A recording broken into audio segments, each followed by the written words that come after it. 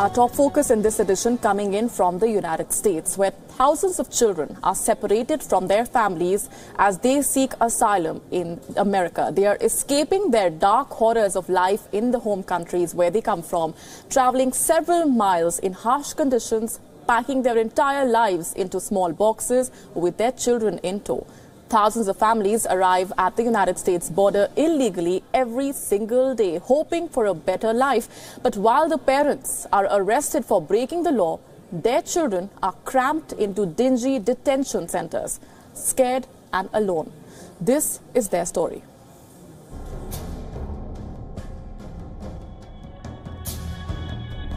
A picture is worth 1,000 words, they say. And this image says it all.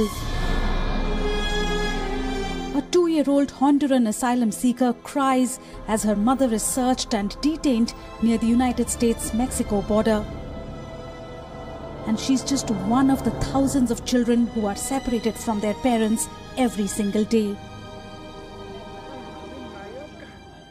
Migrants crossing into America are separated from their children, arrested and prosecuted.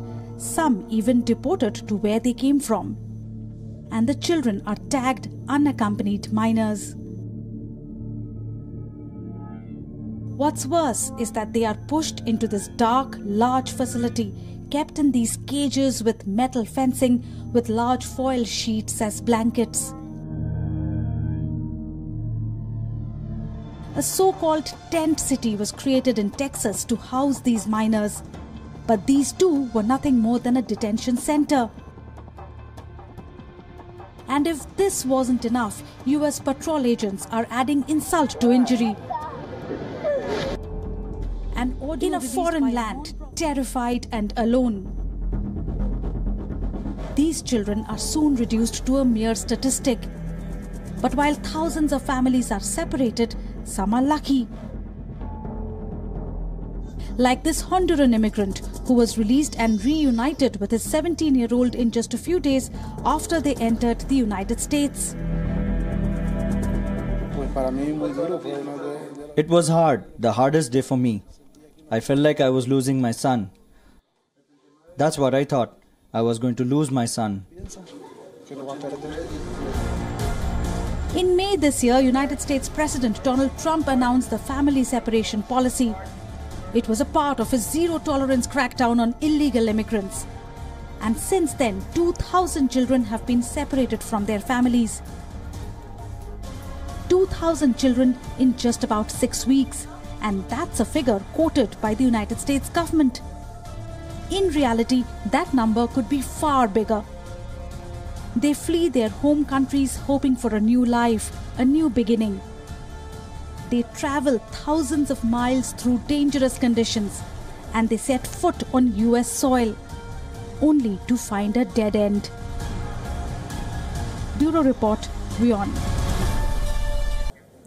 But President Donald Trump, who is facing severe criticism over his separation policy, is unrelenting. In fact, he's washed his hands off the crisis and blamed his predecessors, the Democrats, for a flawed law.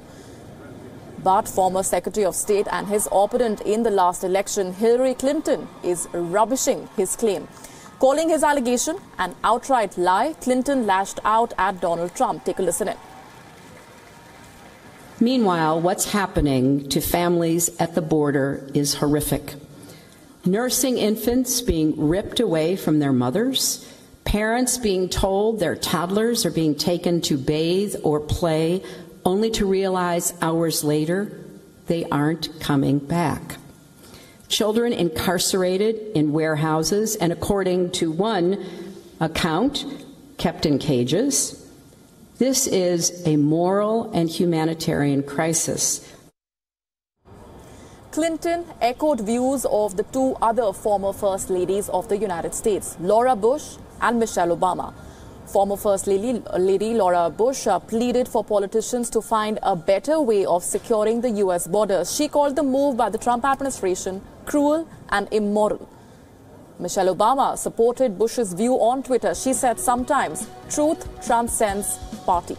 This is the context of the fact that the Obamas are Democrats while George Bush was a Republican president. Protests gathered steam meanwhile across the country against Donald Trump's immigration policy. Americans protested in support of the families separated due to Trump's zero-tolerance policy. Democratic lawmakers visited an immigration detention center in New Jersey to meet these family members.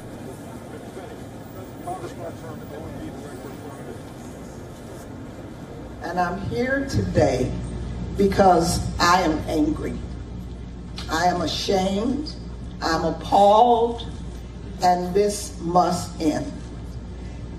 I am calling on the President of the United States of America, the most powerful man in the world, to end this policy today. End the pain, end the grief. You're bringing America to its knees, and the world is watching. But the uproar is not just limited to the United States. UN Secretary General Antonio Guterres also took note of the crisis. He asked the American government to treat migrants with dignity and respect.